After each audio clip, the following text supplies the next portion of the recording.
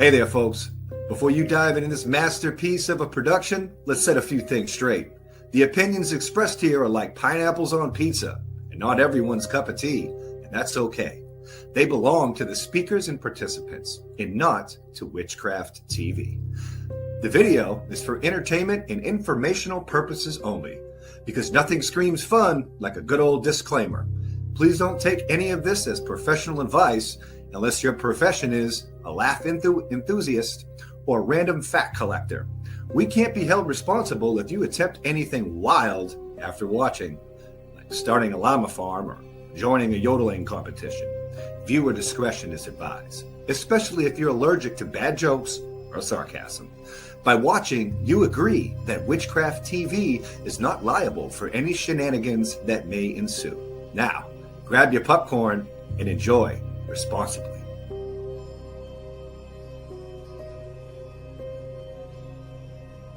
And make sure you keep it right here on Witchcraft TV, www.witchcrafttv.online, where we are fair representation of all pagan, witch, and magic paths.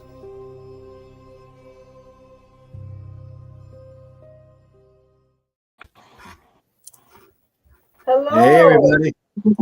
Hi.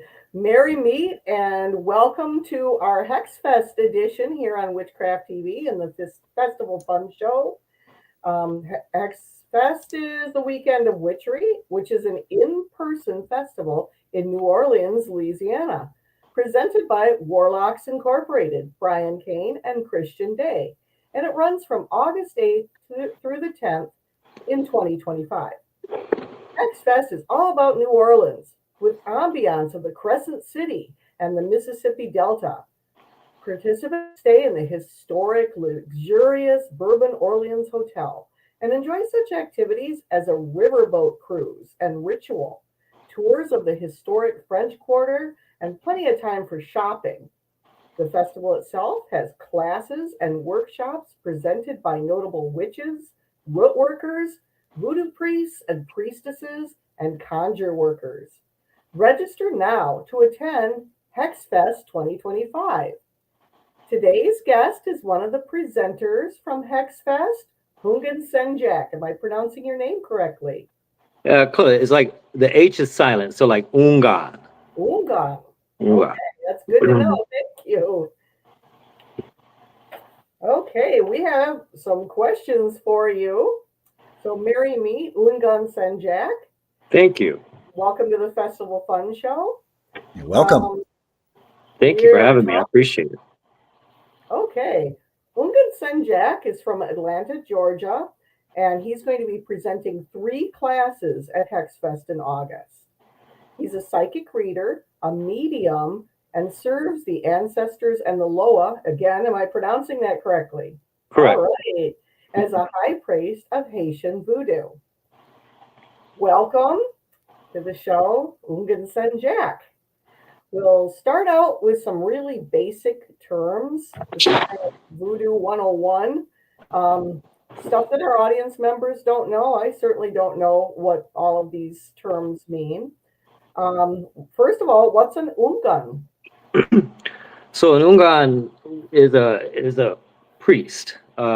There's different levels of priesthood, but an Houngan states a priest, a male priest in particular, just like we have the word mambo, which is a priest for a female practitioner.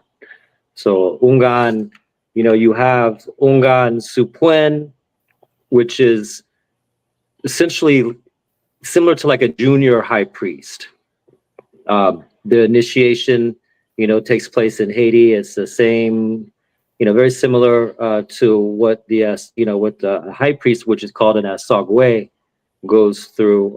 But there's some other things that happen along that journey. And but that's what that phrase means. There's different levels. There's, the initiate of the house, which is referred to as an unsi. Again, spelled with an H, but the H is silent. Unsi is kind of like the first degree of initiation where one has dedicated themselves to learning the service of the Lord, learning how to serve their spirits, learning who the owner of their head is.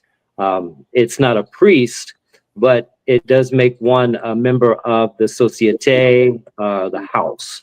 And then, you know, it goes to Supuen, and then it goes to Assogwe. Assogwe is the final step. And not everybody goes through all of them. Some people, you know, do go through all of them. I did. I was a nunci for about a year. That initiation took place, I believe, in 2010, either late 2009 or 2010. And then I was initiated in Haiti for the first time in 2011 to Supuen, where I was, excuse me, I was Supuen for about approximately 7 years.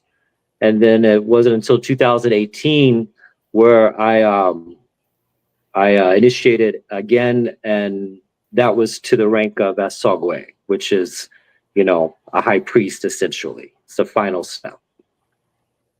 Thank you. What is a loa? The loa are, you know, essentially means spirit. The loa are the spirits of Haitian Vodou. Some of them, you know, were living at some point. Some of them were indeed alive, and, you know, became elevated to the status of loa. Some of them, you know, were born spirits. We have many that were born, you know, a lot of them were. And those were like forces of nature, in a sense, that, you know, took on certain human-like characteristics. Definitely not human, but, you know, learn to, you know, interact with us in ways that we can relate. And some of them were born, you know, during certain times in our history. For instance, you know, you have different divisions in Haitian Vodou. You have like the Rada, which are what they call like the cool spirits. Some of these are, you know, some of these, the Loa and the Rada nation are, like what I said earlier, were born spirits. You have a lot of raw energy there, very old, you know, spirits of the planet, spirits of humanity, you know, spirits of nature, the forces of nature. And you have, you know, you have Nago, which, you know, are kind of like the warriors. They come from like Yoruba land and those territories. And you see a lot of parallels between those spirits and even certain Orisha because of where they came from, but they're very much different.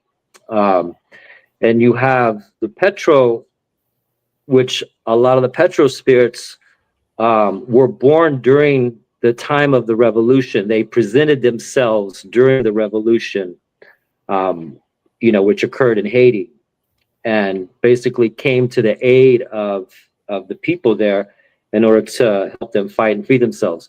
Petro also consists of a lot of Congo spirits, a lot of, you know, again, like the Rada, very raw, very natural, been here a long, long time. And, you know, you have other nations, you know, that follow that are not as well known, you know, like the Juba, which, you know, we're in the month of that right now. And one of the Loa that's important during this month is Zaka Mede or Kuzin. He's kind of like the spirit of agriculture, the spirit of farmers. He's the money man. He's the one that keeps us fed, make sure we got all the things we need, help us grow, you know, our wealth and the things that sustain us. And then, of course, you have, you know, which a lot of people usually are drawn to immediately because of the imagery, is the Gede, which took the place of the ancestors for the Haitian people, the people that were brought over through the Middle Passage that became what we know as the Haitians now. They were brought in as a way for them to honor their past, you know, because you had a lot of people that were separated from their homelands, from their families. And so, you know, as people were born, as the new generations came, you know, a lot of who they were and where they come from was lost and forgotten. So the Gede are the ones that, you know, you see in the imagery with the the skeletal figures with the tuxedos and the top hats. You know, and they're a fun bunch. They're very rambunctious. And, you know, aside from, you know, being able to connect to their ancestors through them, they also remind us of our humanity. They remind us of the things that make us human. You know, the things like having fun, drinking, partying, sex, bad language, all those things. They remind us of that part of our humanity. And, you know, so when they come down, they're extremely flamboyant and with those ideas, very exaggerated with those ideas. They drink things that we normally can't drink. They smoke a lot. A lot of their songs are all about sex and dirtiness and, you know, all those parts that coincide, you know, but they remind us not to take life so seriously, you know, and they're also, you know, fierce healers and fierce protectors of children. So a lot of people will associate them with, you know, a lot of dark imagery, but it's just how they look. We all got skeletons underneath us. We're all bones underneath all this. And that's just how they look. That's how they present themselves. Now, am I correct in assuming that the traditions came from places in Africa, Yoruba and Congo region, and came to Haiti, and then came here to the United States? Correct. And you know, this is you see this, you know, because you had different tribes, different nations, so to speak, in Africa that were all kind of clumped together, and you know, went to different places. New Orleans has a very strong Congo influence, you know, so that's where we get a lot of the what's become like New Orleans voodoo, Voodoo. You know, the imagery, the mojo bags, the gree bags, a lot of that comes from Congo roots. You know, so depending on, you know, where you're at in this, you know, especially in the South, you're going to have more of an influence from a certain, you know, part that came from Africa. You know, in Haiti, you had almost all of them brought together in one place, and that's how the religion formed. You know, they formed what we call the reglement, which, you know, essentially was a way for them to preserve their past.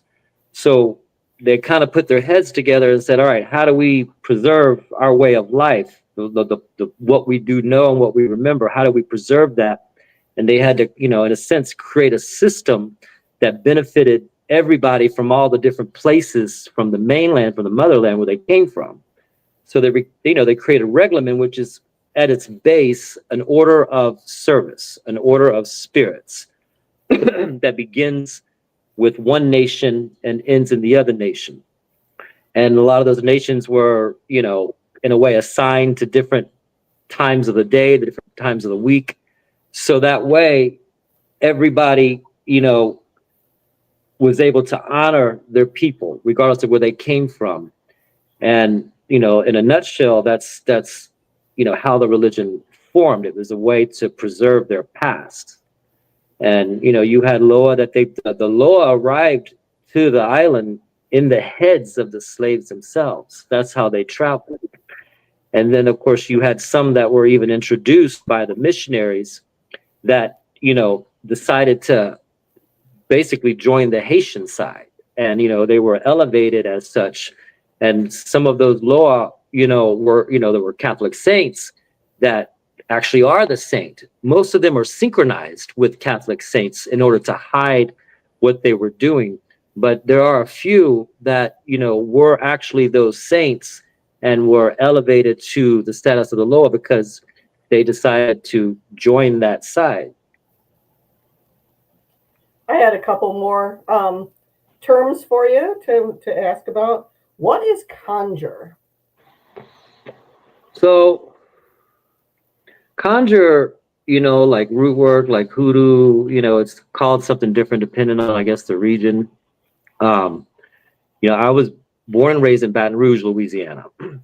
Almost all my other family is from New Orleans, but if you're from Louisiana, you're exposed to some of that one way or another. It's hard to not see it.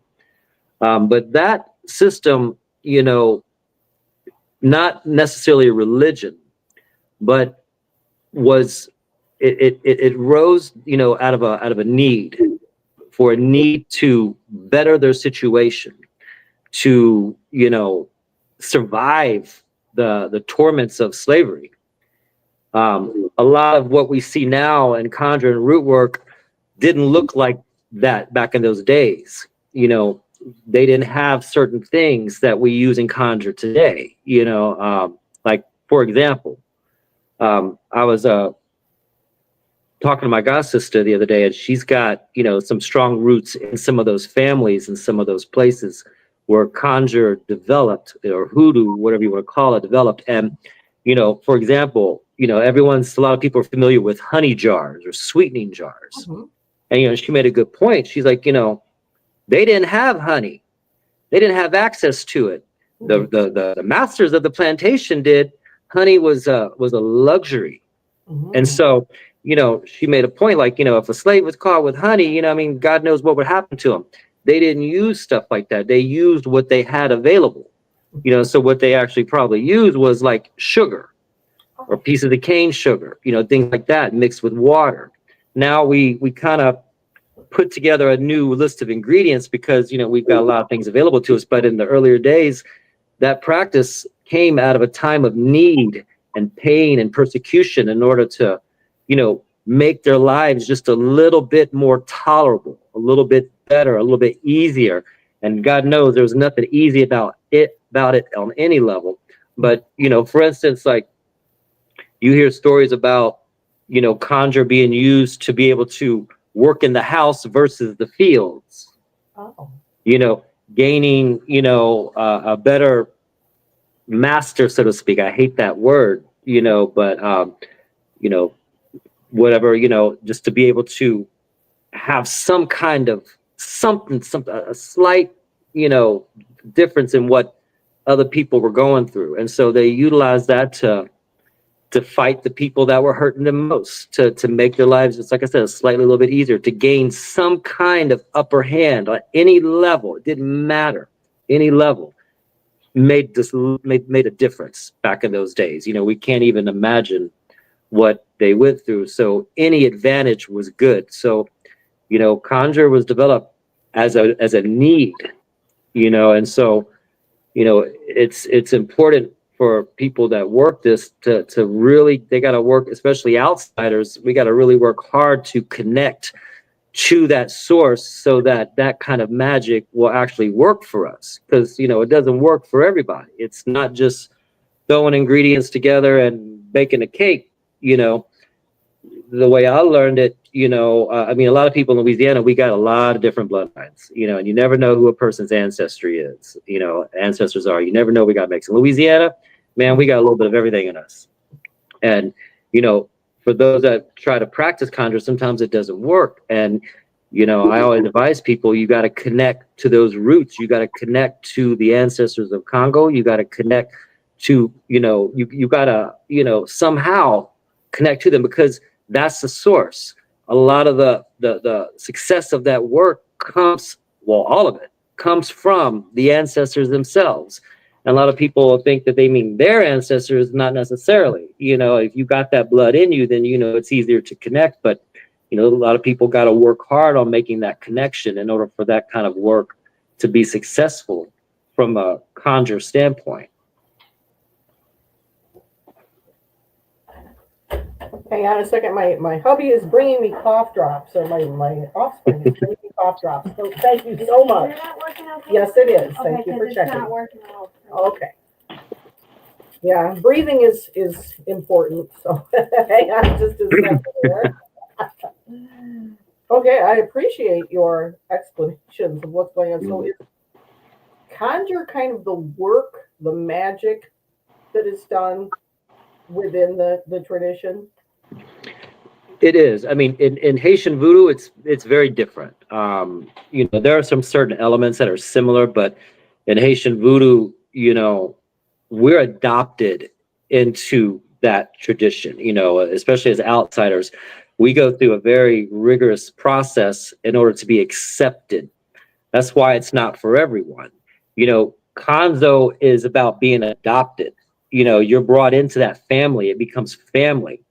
And, say you leave one house to go to another, you got to go through that whole thing again. Just because you was one and one doesn't mean you're going to be one and the other, because we're talking about family traditions, family lines, and every region is different. Every house is different. So that's why, you leave one family, you want to join another family, just like in real life, you get adopted by them, so you gain access to the law, through that process. And then there's always going to be some loa that just, that aren't for everyone, that, not everybody has the same loa, not everybody has the same spirits, it all depends. Everyone is very different. Kanzo is not across the board for everybody and who they serve. And, like you Kanzo, then you get to serve this one, this and this one. There are some that, are more popular than others that, we have to serve in order for the structure to work. But, there are going to be some loa that people never heard about. I mean, I'm discovering loa all the time that come from the north, that I've never heard of, and they're from that family, they're from that house, and they're not for everybody else. They exist only within that family structure. Are they kind of equivalent to ancestors? They absolutely are. They're at the heart of it. They are ancestors, 100%. And some of them, go way back. One of the most well-known images in Haitian Vodou is, of course, the serpent. And where does that come from? Well, one of the places that comes from is from a loa that we call Dambala.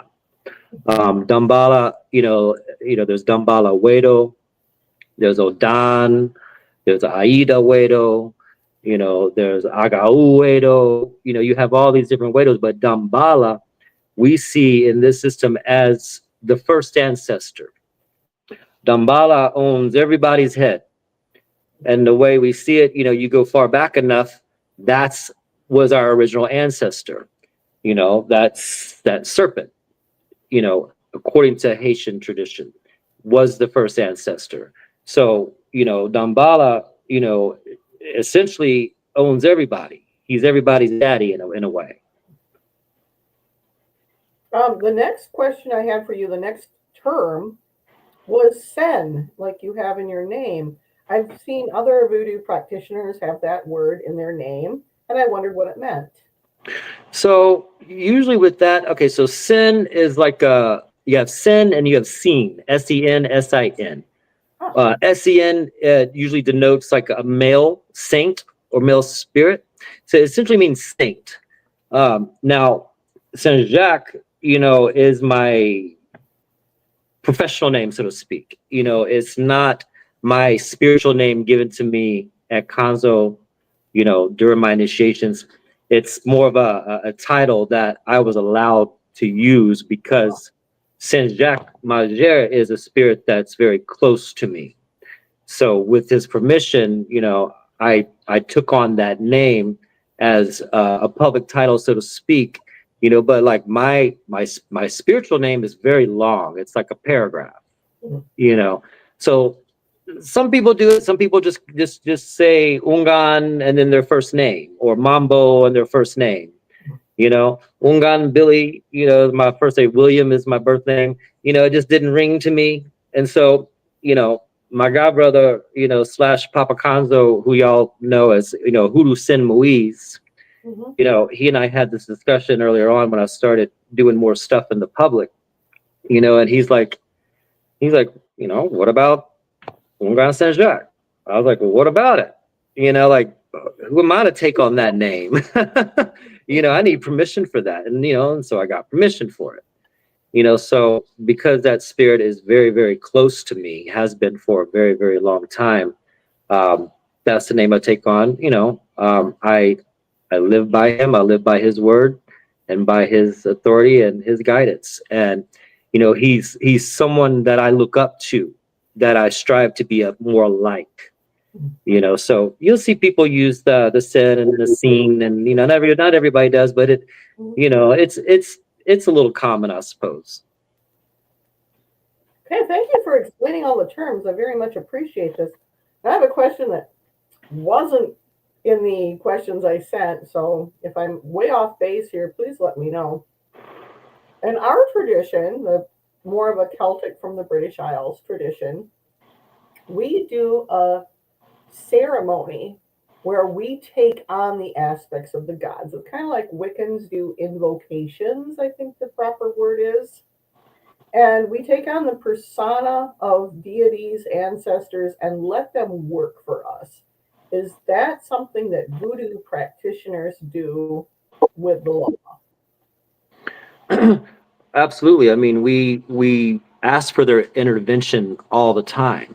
You know, it's you know it's hard to imagine life, without them intervening, because I mean I've been doing this for a long time, and I don't know what normal is outside of what I do.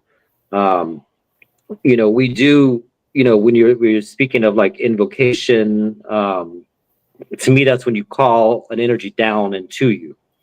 Where you bring them into you in order to kind of take on some of those qualities in hopes that some of that energy, that residual energy, stays and transforms you.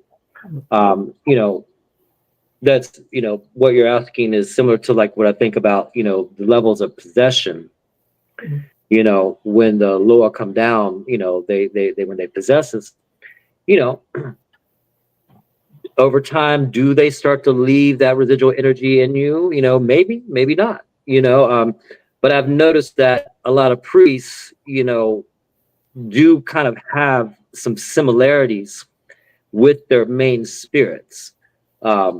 Sometimes, the spirit that claims you as their child may not have any of the same qualities that you do, but it might be what you need versus what you already have. So a lot of stuff, sometimes people get that confused. They'll see someone like, oh, that's got to be a child of such and such because they're like this and like that. Not always. A lot of times you get what you need in order to become that. Yeah, If that answers your question. Yeah, that certainly did. I appreciate that. Mm-hmm. Now we're going to kind of move along to your work as a reader. And how do you practice as a reader? Like, explain a little bit about the process. I do it in different ways. It depends on what someone is needing. If someone is needing to consult me, about the loa, or if that's a path for them, the reading is very different. I use more the Haitian Vodou method, which in Haitian Vodou, our system of divination was actually lost. It's not like in Ifa or in Lukumi where you have a Rumula that's consulted and you have the Dilogun, through the shells, and there's a couple other things that they use for that. The system in Haitian Vodou was lost. The divination was lost. But what happened was, they used what they had, very much like in Conjure. And you see a lot of Voodooizan do readings with regular playing cards because that was something that was accessible to them. So the Loa recognized that as a tool. And different cards have different meanings. The different suits represent different nations, like the nations I was speaking of earlier. But in the end, the Loa can work with just about any form of divination if you give it its due practice. It's due time. Some people use tarot cards. Some people use, the playing cards. I use the playing cards whenever I'm consulting the Loa because that's the tool that they're familiar with. And, it works for me. And not everybody's good at it. There's meanings and then there's not meanings, and it's you put them down, you either see it or you don't, but the Loa can help you and assist you in just about any type of divination that you choose. But we do have our ways that are, like I said, I say traditional. The playing cards are traditional, but it's traditional not in the sense that goes back to Africa because they weren't using playing cards in Africa. But in Haiti, that was a tool that was accessible to them. I've seen Houngans and Mambos not use cards at all. They just have a candle there, and they call their spirit, and the spirit possesses them, and they allow the spirit to do the reading. That's something that I offer as well to certain people that want, to get the information from the horse's mouth. And then, you have some that just can light that candle and have that person in front of them and just feel and just know, because that spirit is mounted in their head through initiation and speaks and gives them what they need to know. I've seen Houngans use random objects, kind of like, what do they call it? Like similar to bone reading, or lithomancy. Similar where there's different objects that are used. I've seen that in Haiti. I've seen one guy that has this little glass marble about yay big, and he looks through it, he looks at the person and sees all kinds of different things. But a lot of times, they can just sit, and it's like much like mediumship. When I work with the dead, I don't use a tool. I need a glass of water and I need a candle. That's it. Sometimes I don't even need that, but that's the channel. That creates a circuit for me. And then I call on my guides, my dead, the dead that work with that side of us, acts as kind of like an intermediary to bring those answers. And, without her, I say her because the main one I work with is a she, it would be like me in a room and getting, bottlenecked by millions of people. I got to say, all right, pick 3 people from that entire sea of people that have the most important thing to say to this child in front of me and bring them forward. Everybody else, you got to wait in the waiting room. You got to shut the door.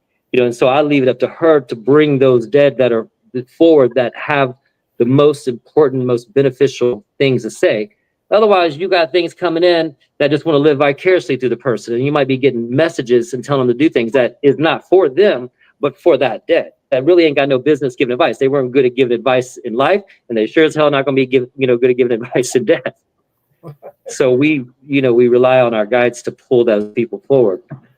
So that's really how the divination works for me. I do tarot cards. I've been practicing with tarot cards since I was a young teenager.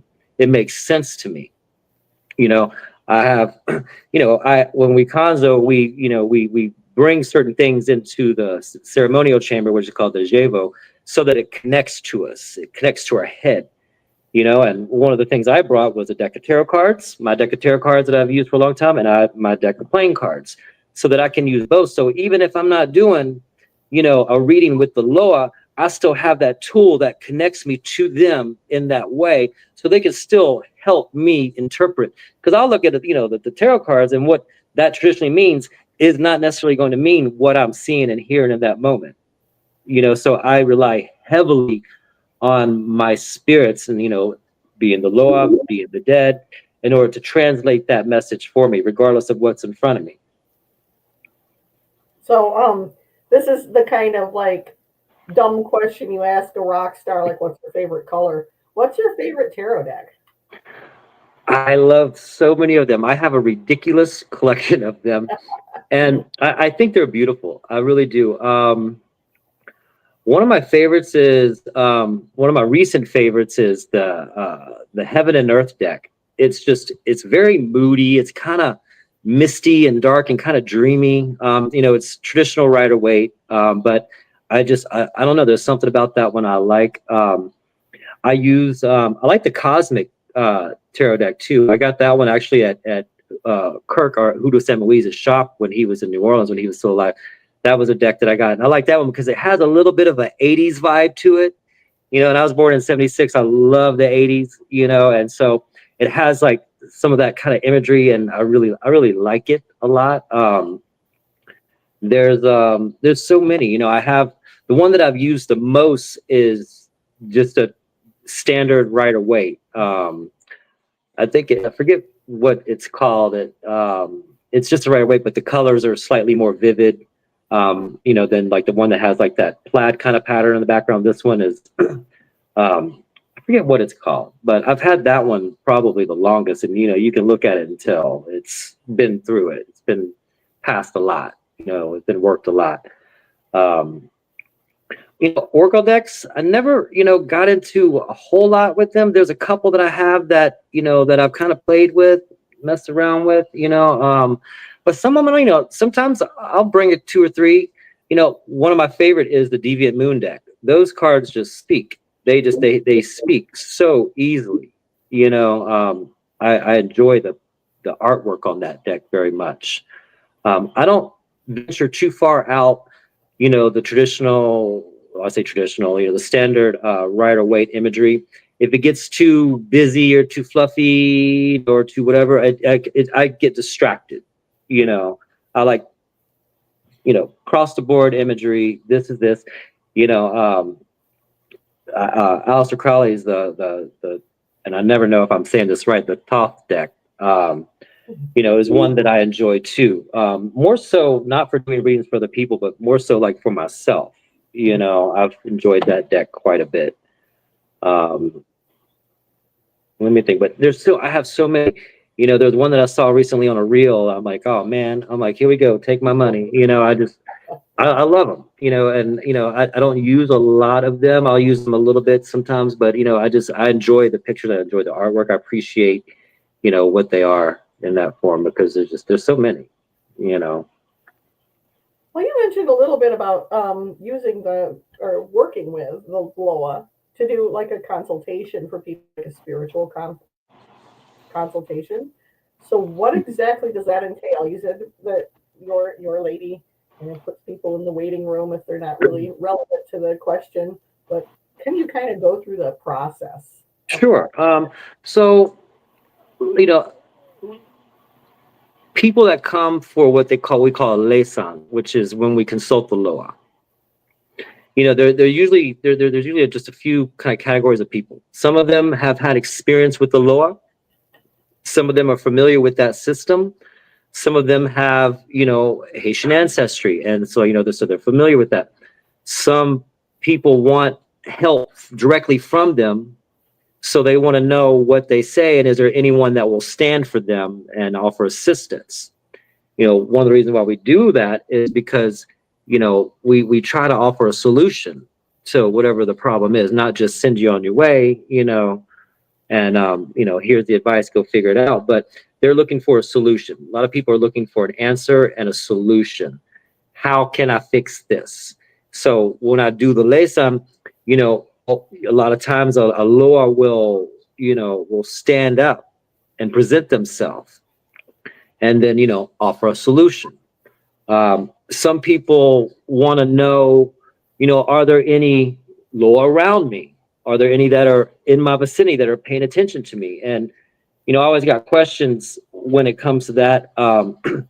It's a common thing, people ask for, an escort reading, meaning like, what Loa walk with me? Well, have you been introduced to them, already? Have you had some interaction with them? If you haven't, well, chances are it's not going to really work out the way you want. Like the Loa aren't just accessible like a lot of people think. We have some that are very close to us as humans that we do all at some level have access to through the proper steps and work. But someone that say coming, from a non-ATR tradition and just all of a sudden are interested in Haitian Vodou and they read a little bit about it online, they want to know, oh, well, which Loa walk with me? Let me go try to get a reading.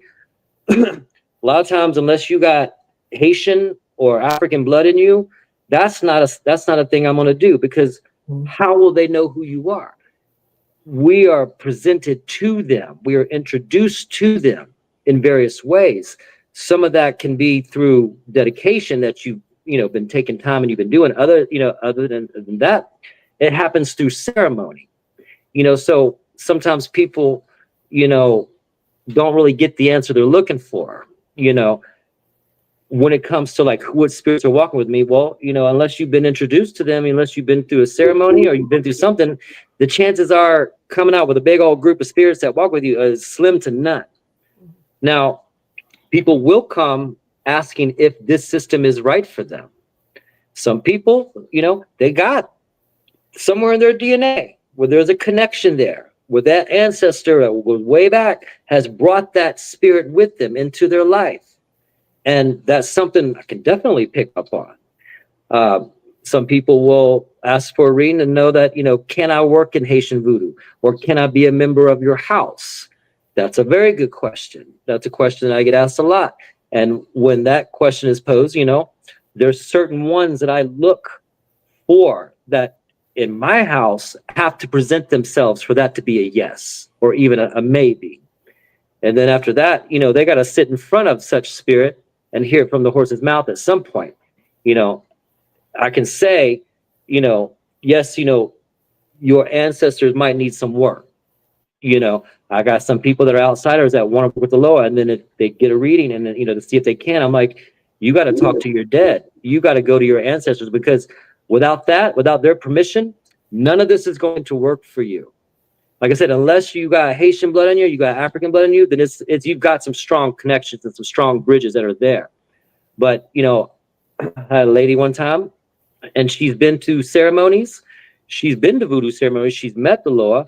And, you know, but she's got some things in her past, you know, because she got slave owners in her ancestry. And so I was like, you got some work to do. You know, you got a lot of things that you need to do, because this is an African traditional religion. And so, you know, without their support, you're not going to get very far. I've seen ceremonies get shut down because the ancestors just said no. You know, and, you know, we can reason and negotiate with a lot of spirits, but the ancestors, really, our blood ancestors, they have all the control. They have all the leverage. And those Loa are not going to step between that. Not only will they not, but in most cases, they can't. You know, so it's very important, you know, for someone to have a strong relationship with their dead and to ask permission. Even if they don't necessarily like it, you can say, give me the chance. Allow me to explore this. You know, and a lot of times they'll see really what that service does for them, that ancestral work. They start seeing the offerings and the light and the heat and all the stuff we give them. They're like, oh, now I get it. You know, so they become in favor of it. But sometimes it takes work. I'm not a yes man. I am 100% not a yes man. I don't give a damn. You know, it's either for you or it's not. If there's a bridge that can be built, I'll help you build that bridge. But it's going to take work on your part. And a lot of people want to skip the ancestor stuff and go straight to the Loa. You're going to have some very watered down results if you skip that big important step. You have to have their permission. The ancestors come first. Your blood ancestors must come first. You got to put in the effort. Absolutely. It's work. Right. You know, people died and they suffered for this tradition, not just so that it can be given away to anybody that comes, that just wants it, that likes the pretty altars and want to set it up. You're not going to get a yes out of me. That would be a good jumping off point to this next question, which is, you teach people how to properly honor the deceased, properly honor the ancestors. What are some ways that folks can do that? Well, it's important to say that ancestral work that's for everybody. It's your birthright to work with your dead. You know, we have entire religions that are based off of that solely. What I like about it is when someone starts putting forth that effort, they notice that their lives are they get step by step, get a little bit easier. Things just start to kind of move out of the way. You know, a lot of the problems we have can sometimes be our dead living vicariously through us. You know, it happens a lot. So when you give them the things that they need versus taking it within yourself, you can appease a lot of things, a lot of people, you know. And so, you know, when it comes to working with the dead, you know, there's some essential things that we use that connect us. One is water and fire. The other one is fire.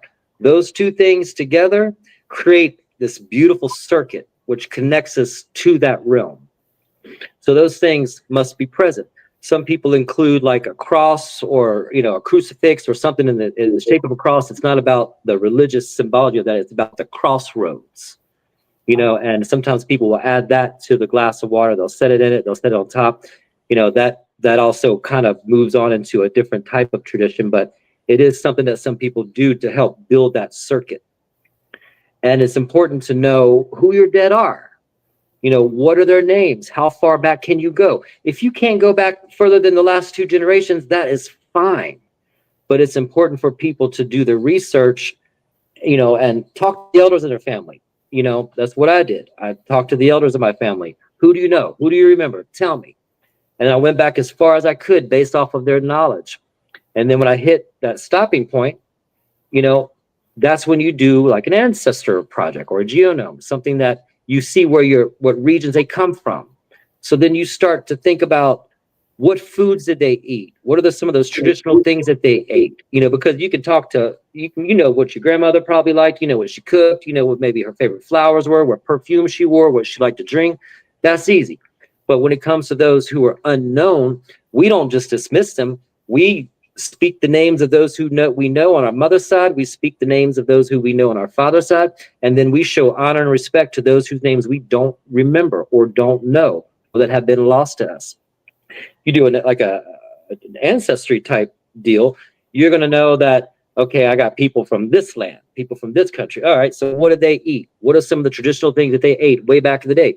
You learn those things, you learn their songs, you learn their customs and their prayers, and you start incorporating that just as you would someone that you do know and you know everything about. You know, so it's important to know that. And if you come from an adopted family and you have no clue, again, that's fine. There are ways around that. You know, a little personal story. My father's side is Italian. They're Sicilian. My father was adopted. Okay. He and his brother were found in the swamps of Bayou Sorrel and adopted by the Rizzutos because my grandmother, you know, had trouble with kids of her own. And, you know, she was real close to the governor and the mayor of New Orleans and all that. They, you know, Sicilian families run deep in the South, and all the things that come along with that are part of my family as well. But she adopted those two boys. They were found. My father was feeding my Uncle Johnny, you know, bread and water, soaked in water. You know, they were real young. And, you know, my father didn't know for a long time who his birth parents were. And eventually he did find out. And I got some information from him, and I knew the names. His birth mother was still alive, and I believe she still is. But his father had passed on. But I got the name. Okay, so I got the name. Well, during, you know, my ancestor work, I would hear him, and he was wanting me to call him by a certain name, which, you know, denoted you're, you know, my grandpa or you're my grandfather. I was like, hold up, you got to earn that.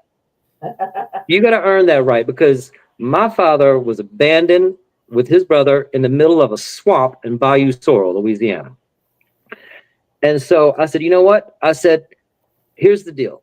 I said, you want me to call you this, refer to you by this title? Then I want to know more about you. I said, I want to learn more about who your past is, who your ancestors are, who you connected to, so that I can work with them and know more about myself.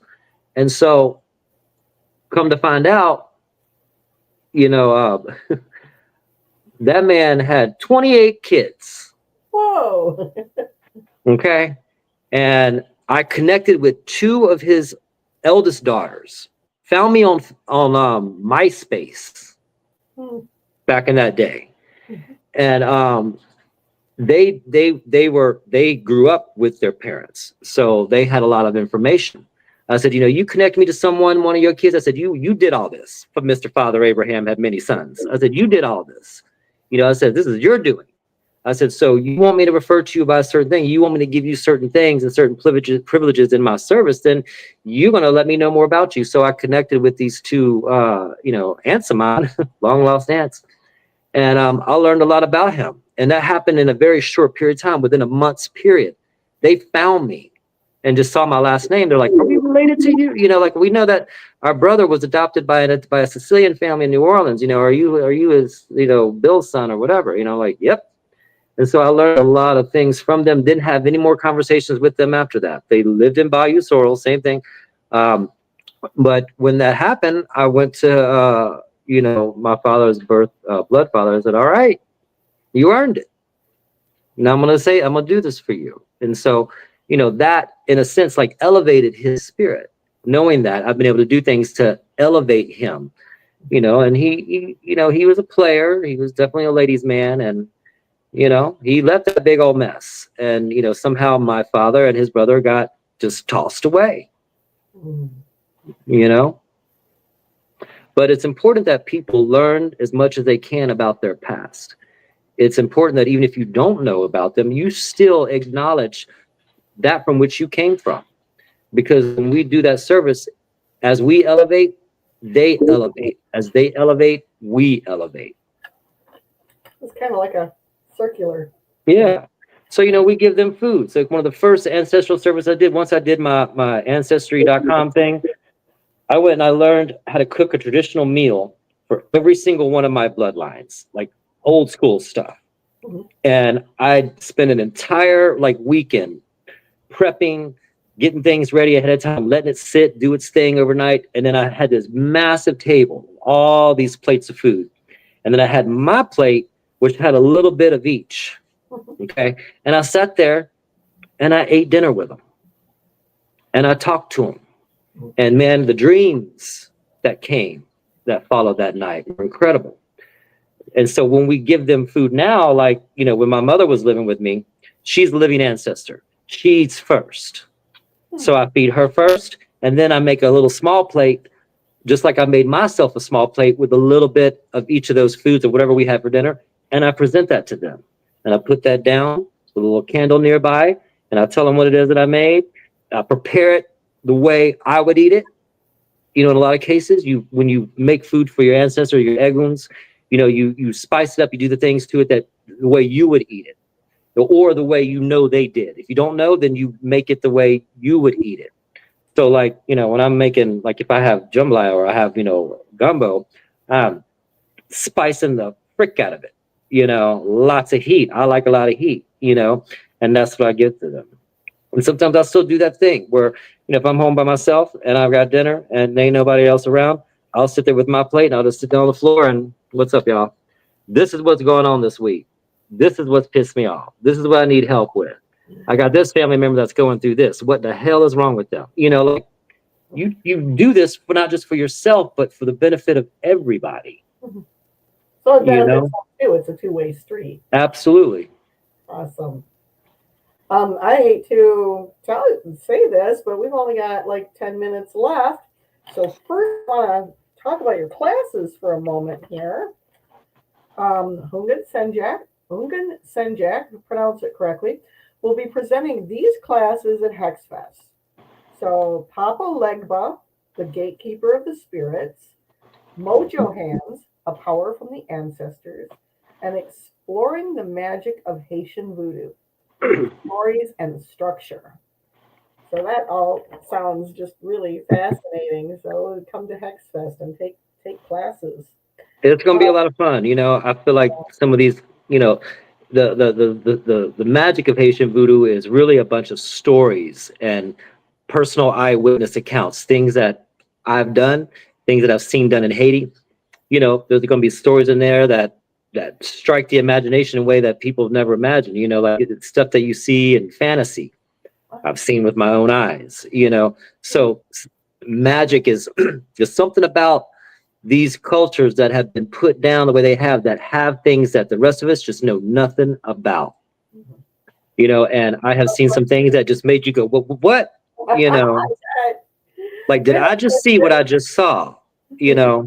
And but that's always a fun one. People love the stories, and I've been to Haiti more times than I can count, and I've gone just to go, and I miss going. There's a lot of things going on in the country right now that have prevented me from being able to travel there safely, but I love going just because you don't experience. There's nothing that compares to experiencing voodoo, the Loa ceremony in Haiti. Things happen in Haiti that just don't happen anywhere else and will not happen anywhere else.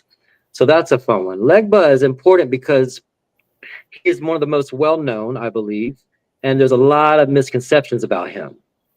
And a lot of people kind of put him in the same pot as other spirits, which he's a separate entity, and he's very important.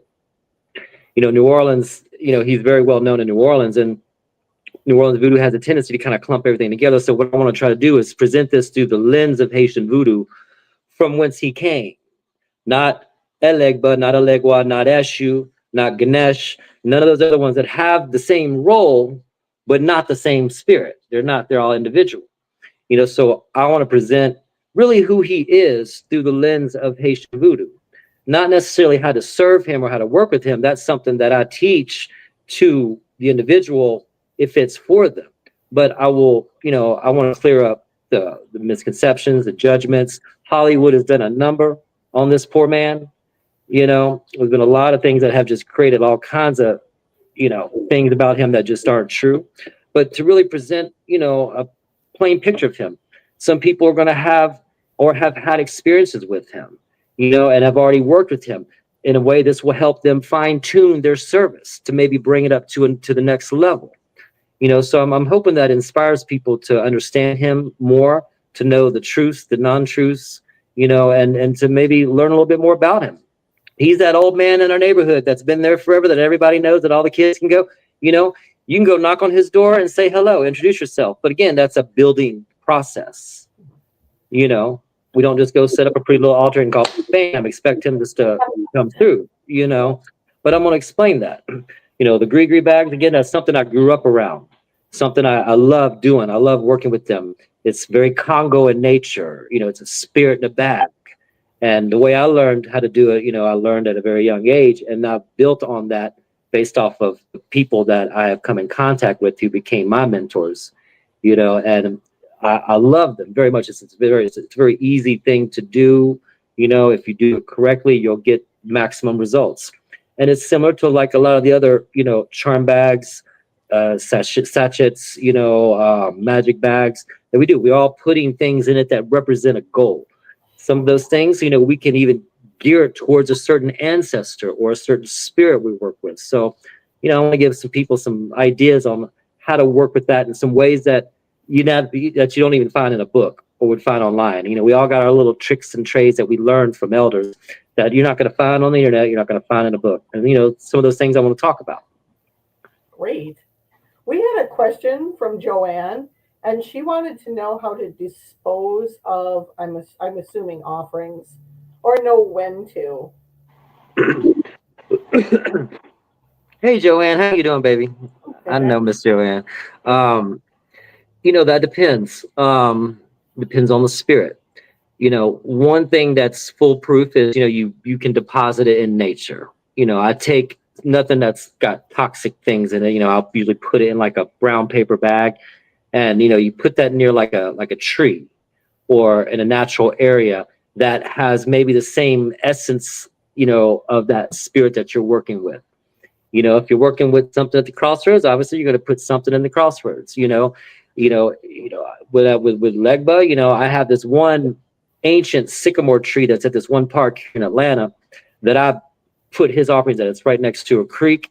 It's old as hell. You know, it's got that connection between like the earth and the sky, you know, that we look for, and the symbolism in the Haitian Vodou and who Legba is.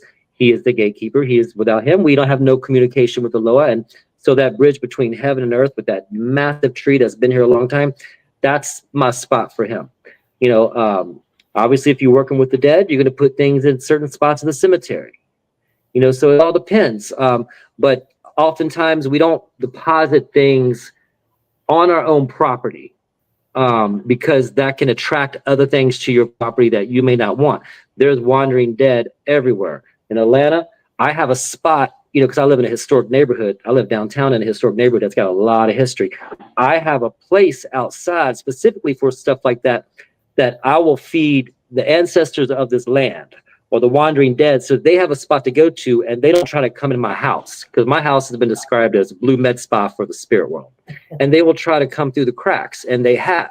So I have that set up out there, so it's a spot for them where they can go and they can take a little bit, and that, you know, also helps the neighborhood, the community. It empowers the spirits in this neighborhood to help keep the crime down, keep the bullshit away, keep storms from being so violent to our houses. You know, I don't just serve my Loa for myself and you know, my people. It's about the community too. You know, whether they know it or not, I'm doing the work. You know, but you know, properly disposing of something, it's going to depend on what the work is for. If it's something that you're going to draw to you, sometimes it's necessary to bury that in the ground in your front yard.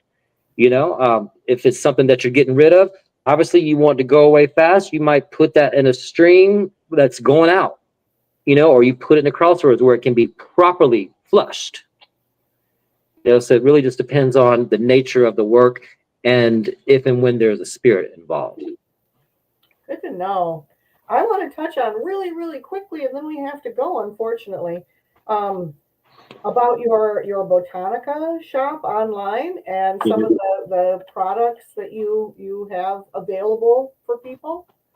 So some of the stuff that's there, when I was going to Haiti regularly, I was bringing back a lot of stuff, particularly Haitian supplies, because it's not always easy for them to get. A lot of the Haitian botanicas don't have websites. They old school. Right. You know, you got to go there.